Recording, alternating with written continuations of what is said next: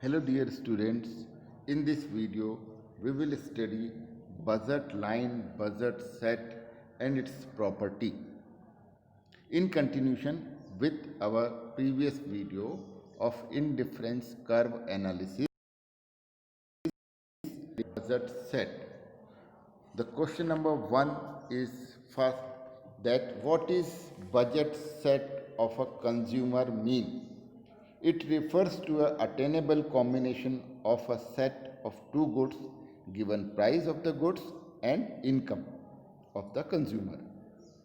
Then what is budget line?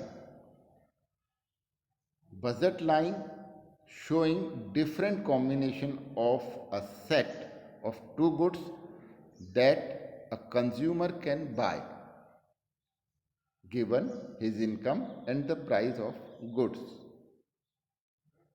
Why the budget line is downward? Budget line is a downward sloping line because given the price of goods X and Y and income of the consumer. एक fix income से consumer x और Y good खरीदता है. अगर उसी income में से 50 rupees में अगर आपको खरीदना है, if you want to buy more apples then you have to reduce the oranges.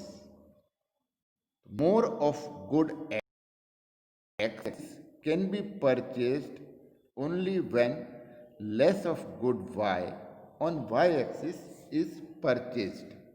That's why the budget line is sloping downward. Just revise. Budget set set of attainable combination of two goods given market price of goods and income of the consumer. Budget line, also known as showing different which a consumer can attain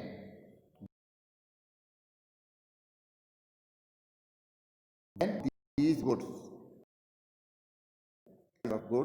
are known.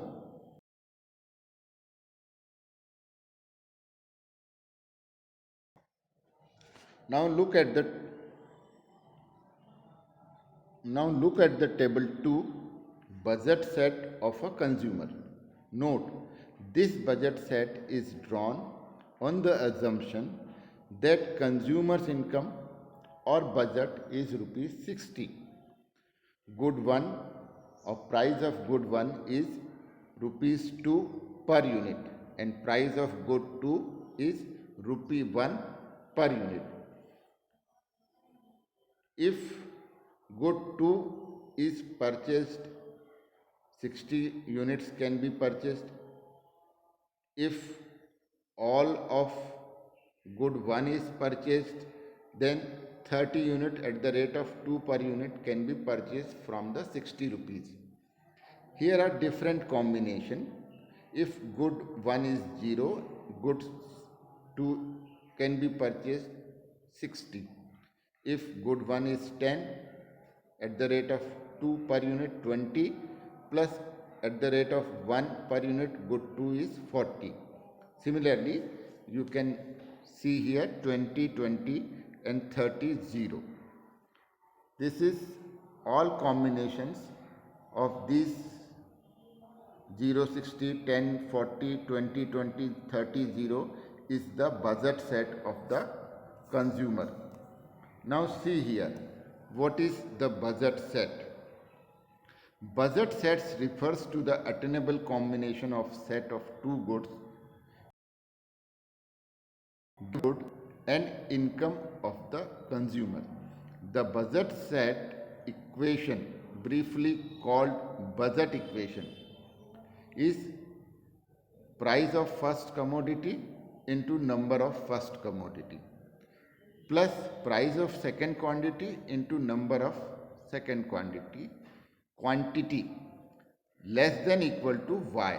Y is budget और income. 60 रुपए में आप कितना first commodity को purchase कर सकते हैं और कितना सेकंड कमोडिटी को परचेज कर सकते हैं, वो आप 60 रुपीज़ से कम में खरीद सकते हैं या ज़्यादा से ज़्यादा 60 रुपीज़ के बराबर खरीद सकते हैं हमारे एग्जाम्पल के अनुसार। वैसे हमने यहाँ पर वाई से इसे शो किया है।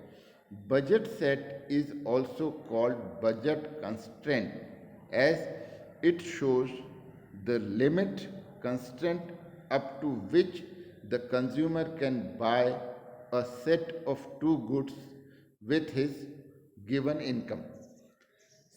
हमारे जो एग्जाम्पल में हमने 60 रुपीज़ कहा था, उसमें 60 रुपीज़ में आप जितने भी कॉम्बिनेशन में दो गुड्स खरीद सकते हैं वो आपका बजट सेट कहलाएगा। अगर आप अपनी इनकम में से कुछ कम खरीदते हैं तो वो सेविंग हो जाएगी, और ऐसा माना जाता है कि आप अपनी इनकम से ज़्यादा की खरीदी नहीं कर सकते। You can not buy in the given example more than 60 rupees of more than 60 rupees. See the diagrammatic presentation of data set of table 2।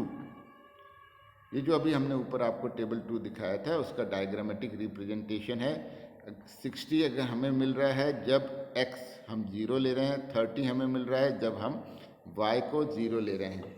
इसके बाद यहाँ सारे कॉम्बिनेशन दिखाए गए हैं। आप पेन पेपर उठाइए और ये फिगर बनाइए। फिगर बनाने के बाद इस डिस्क्रिप्शन को देखिए जो हमने अभी आपको ऊपर एक्सप्लेन किया था, इसे भी आप पढ़ लीजिए। ये भी आप आसानी से इसे, don't forget to draw the figure. पहले आप पेन पेपर लेकर इस फिगर को ड्रॉ करिए। अब आप मुझे बताइए x क्या है, x1 क्या है, x2 क्या है, p1 क्या है, p2 क्या है और y क्या है, and what is the equation of the budget line. बताया आपने? यस, आपने बताया p1 x1 plus p2 x2 is equal to y is the equation of the budget line. यहाँ पर हमने इक्वल टू लिखा है, ध्यान दीजिए, not less than equal to.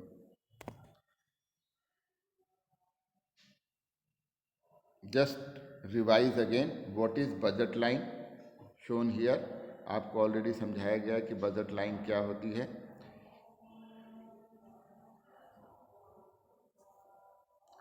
अब ये क्वेश्चन आ रहा है कि line A B in figure 10, पीछे जो फिगर 10 आपको दिखाया था, is called price line why because line A B show that 30 units of good 1 are equal to the 60 unit of good 2 in the market, so that price of 1 unit of good 1 is equal to price of 2 units of good 2. Thus P1 upon P2 is equal to 60 upon 30 is equal to 2 ratio 1. Thus price line shows price ratio between good 1 and good 2. It shows that 2 units of good 2 are to be sacrificed for getting 1 unit of good 1. Budget line and attainable and non-attainable combinations। जिस 60 rupees में हम जितनी चीज़ें खरीद सकते हैं वो attainable है और जो हम नहीं खरीद सकते हैं वो अनअटेनेबल है। इस पिक्चर से, इस फिगर से बहुत क्लियर हो रहा है कि हम कितनी चीज़ों को खरीद सकते हैं। 0, 30, 60 या 0 A B के अंदर जितनी चीज़ें हैं वो अटेनेबल है, आप उसको खरीद सकते हैं, उसको फिजिबल भी बोल सकते हैं। और 60 के बाहर यानी right side of A B आप कुछ भी नहीं खरीद सकते, वो नॉन अटेनेबल है। ये माना गया है, यहाँ पर एजम्पशन है हमारा कि हमारी या कंज्यूमर की इनकम गिवन है, जो हमारे एग्जाम्पल में 60 है। जब हमारी जेब में 60 रुपीज़ हैं तो हम उससे ज़्यादा का नहीं खरीद सकते, ये हमारा एजम्पशन है। डोंट से कि हम उधारी में खरीद लेंगे।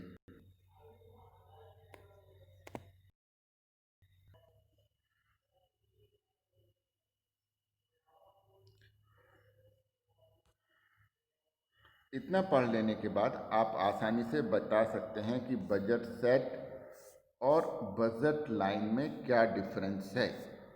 बजट सेट को हम एक्सप्रेस करते हैं P1 x1 plus P2 x2 less than equal to y से, जबकि budget line P1 x1 plus P2X2 is equal to y से। आपको याद होगा मैंने अभी आपसे पूछा था P1 क्या है, P2 क्या है, X1 क्या है, X2 क्या है, Y क्या है। याद नहीं है? पीछे पेज पलटिए और फिर से देखिए। उसी तरह से डिफरेंस नंबर 2 में आएगा, budget set includes all combination of goods X and Y given their prices on which the actual expenditure is equal to or less than the given income।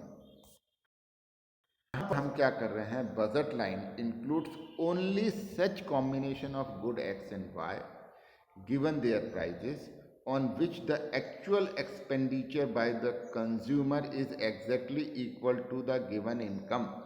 अगर हम अपने ऊपर वाले एग्जाम्पल की बात कर रहे हैं तो हम उसमें पूरे 60 रुपीज़ एक्सपेंड कर रहे हैं, not less then 60 rupees actual. यही दो मेन डिफरेंस है जो आप यहाँ समझ सकते हैं। अब आता है slope of the budget line. हमने अपने वीडियो शुरू करते समय भी आपको बताया था कि बजट लाइन या प्राइस लाइन डाउनवर्ड स्लोपिंग होती है। Slope of the budget line और price line is given by the delta Y upon delta X. Delta Y means change in Y upon change in X. ये figure number 12 को आप ध्यान से देखेंगे, इसे आप भी अपनी कॉपी में पहले बनाइए, फिर आगे आप वीडियो को देखिएगा। ये अपने एग्जाम्पल से हमने वही वाला फिगर लिया है। अब देखिए 30 से जब हम 20 पर आए तो चेंज कितना हुआ, 10 का। 15 से 20 पर हम गए तो चेंज कितना हुआ, 5 का। Look at the figure 12। A C delta Y is equal to 10, C B is also see the points delta X is equal to 5। ये चेंजेस आपको दिख रहे हैं। तो डेल्टा वाई की जगह हमने लिख दिया 10, डेल्टा एक्स की जगह लिख दिया हमने 5, तो ये आ गया हमारे पास इज इक्वल टू 2। ये इस चीज को एक बार आप और ध्यान,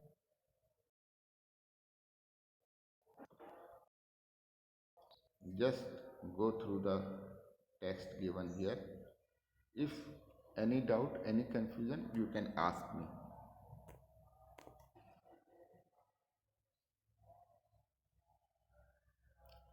Now we are discussing shifting in budget line. Budget line shifts backward without changing its slope when income of the consumer decreases. Prices are assumed as constant। तो इस इलस्ट्रेशन से आप इस बात को समझ पाएंगे, और इस इलस्ट्रेशन का एक्सप्लेनेशन भी हम नीचे फिगर 13 पर करने वाले हैं।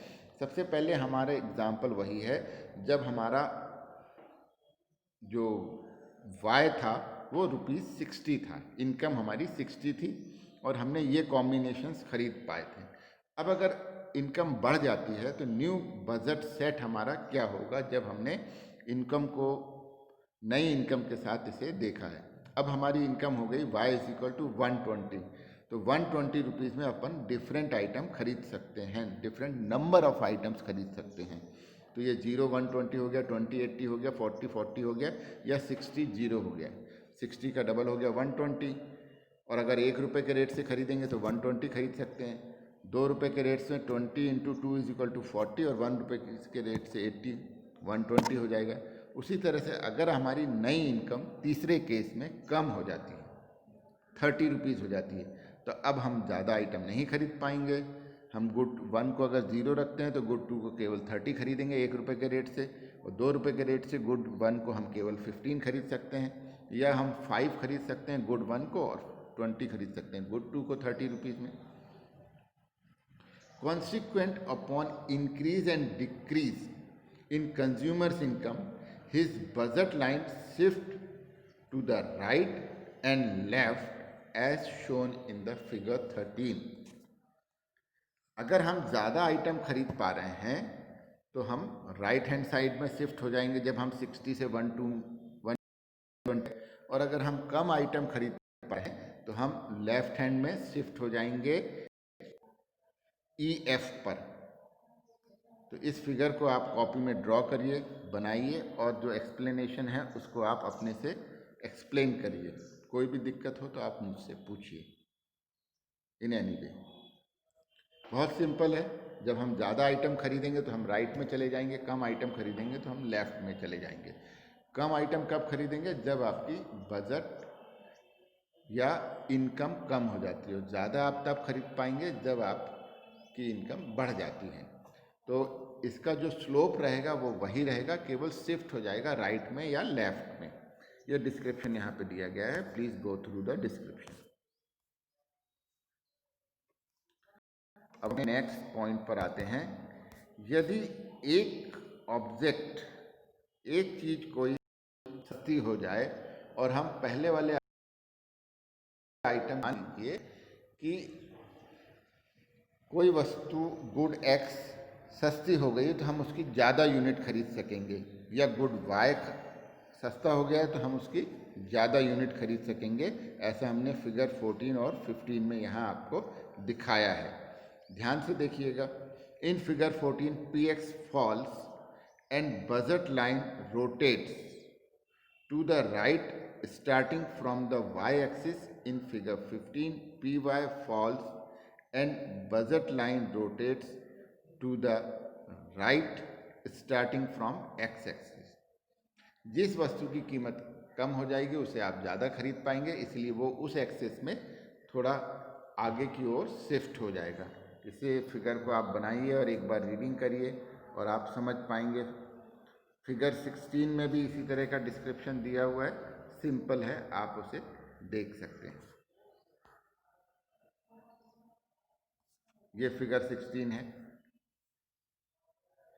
In figure 16 px rises, budget line rotates to the left and from the y-axis. In figure 17 py rises and budget line rotates to the left from x-axis. अगर हम एक पॉइंट को फिक्स करते हैं, एक गुड के नंबर ऑफ आइटम को हम लिमिटेड मात्रा में ही खरीदते हैं, तो बचे हुए पैसे में हम दूसरे गुड की ज़्यादा मात्रा खरीद पाएंगे, क्योंकि उसकी रेट कम हो गए हैं, प्राइस घट गई। तो हमने आपको शिफ्टिंग, रोटेशन दोनों बता दिया, बजट लाइन का, प्राइस लाइन का, ये आपने देख लिया है।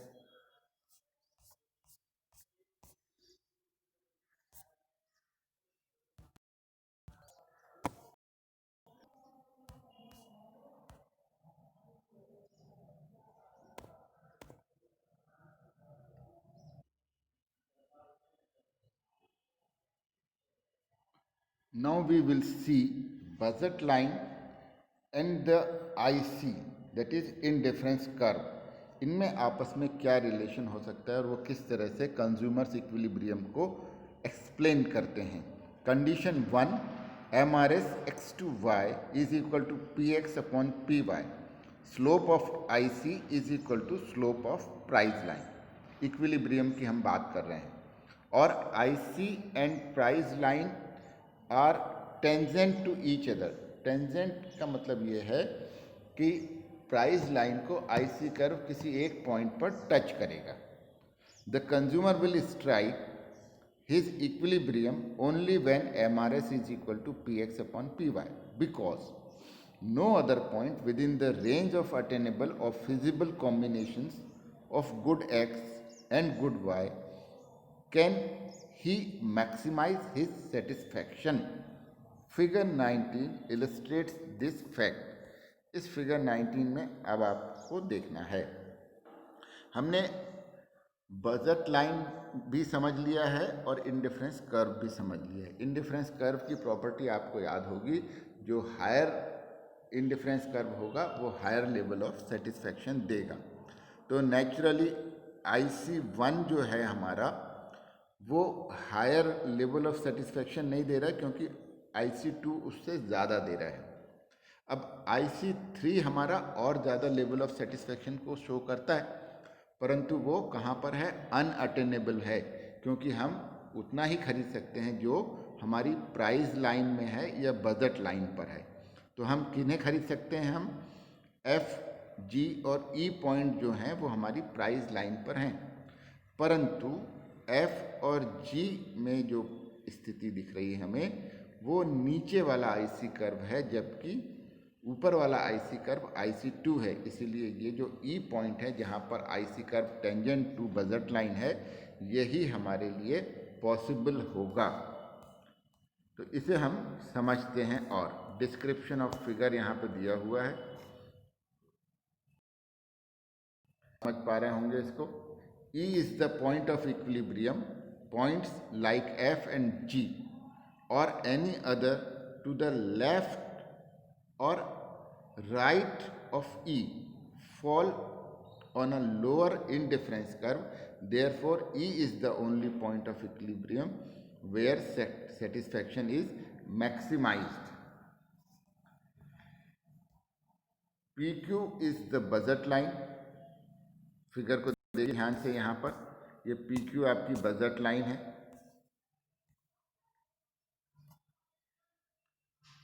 इट शोज द बजट, इसके बाहर ये सीमा हो गई हमारी, इसके बाहर हम नहीं जा सकते। अगर हमारे पास 60 रुपये हैं तो हम 60 रुपये का ही सामान खरीद सकते हैं। The consumer can not go beyond this line. IC1, IC2 and IC3 indicate indifference map of the consumer. The consumer will try to reach the highest possible IC because higher IC reflects higher level of satisfaction. Equilibrium on IC3 is ruled out because it is beyond the budget line.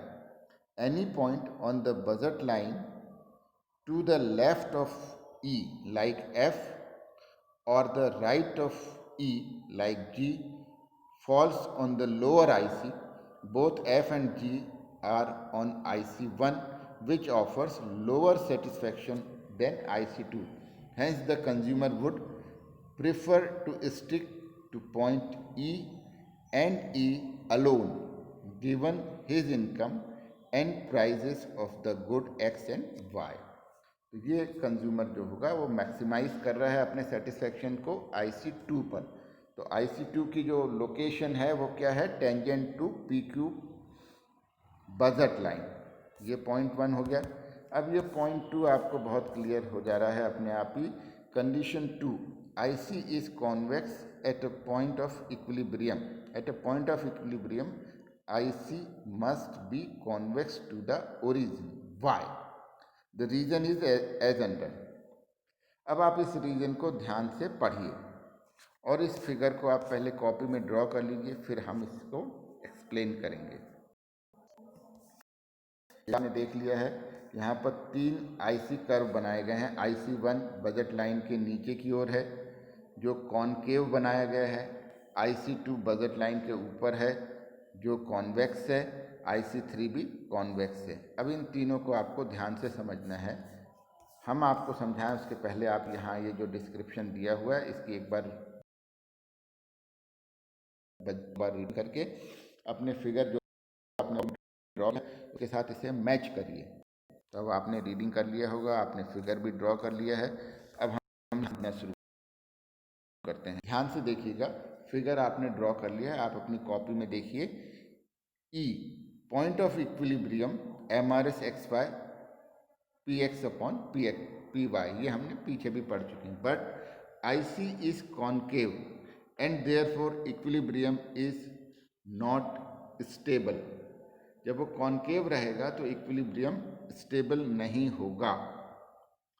The consumer can move to IC2, और consumer क्या करेगा, maximise करने के लिए IC2 पर चलेगा, striking equilibrium at F, और consumer can move to IC3 striking equilibrium at G. IC2 and IC3 are higher indifference curve than IC1। हमने ऊपर पढ़ के आए हैं कि हायर जो इंडिफरेंस कर्व होगा वो हायर सेटिस्फैक्शन भी देगा, इसीलिए कंज्यूमर हायर सेटिस्फैक्शन के लिए ऊपर चला जाएगा।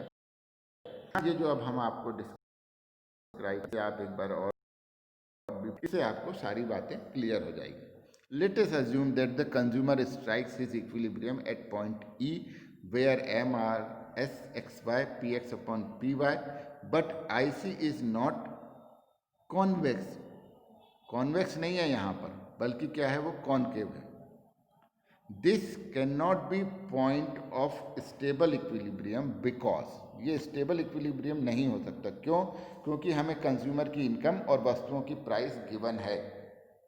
The consumer move to the point F on IC2 और can move point G on IC3। Both points F and G fall on the budget line. जब बजट लाइन के दूसरे पॉइंट अटेनेबल पॉइंट उसके लिए अवेलेबल हैं, तो consumer higher satisfaction के लिए हायर IC कर्व पर चला जाएगा। But F and G is offering higher level of satisfaction compared to E। Figure में देख लीजिए ये दोनों बातों को। As these are the higher in difference curve IC2 and IC3 as compared to IC1, hence the conclusion that only convexity of IC allows a stable equilibrium, not concavity। इसीलिए हम ये कह सकते हैं कि कंडीशन 2 है हमारी, IC is convex at the point of equilibrium. अब उसका ये रिवीजन, आप इन चीज़ों को यहाँ से रिवाइज कर सकते हैं, और बहुत ही अच्छा होगा कि आप इन्हें लिखते हुए, रिवाइज करते हुए लर्न भी कर लें। ये मेन पॉइंट और इम्पोर्टेंट पॉइंट्स यहाँ पर दिए गए हैं। इस तरह से ये चैप्टर हमारा यहाँ पर फिनिश हो गया है। अब हम अपना अगला चैप्टर डिमांड के वीडियो में देखेंगे। सारे एक्सरसाइज और क्वेश्चंस को करिए, फिगर्स को ड्रॉ करिए, प्रैक्टिस करिए, लर्न करिए। Practice makes a man perfect, हमेशा याद रखिए। Okay, all the best, thank you.